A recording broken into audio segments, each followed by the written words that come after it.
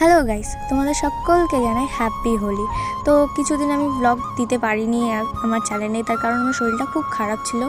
তো এখন মনে হলো একটু ব্লগ দেওয়াই যাক, দাদার বিয়ে বলে কথা, ব্লগ না দিলে হয়, তাই আর কি ব্লগ দিতে চলে এসেছি।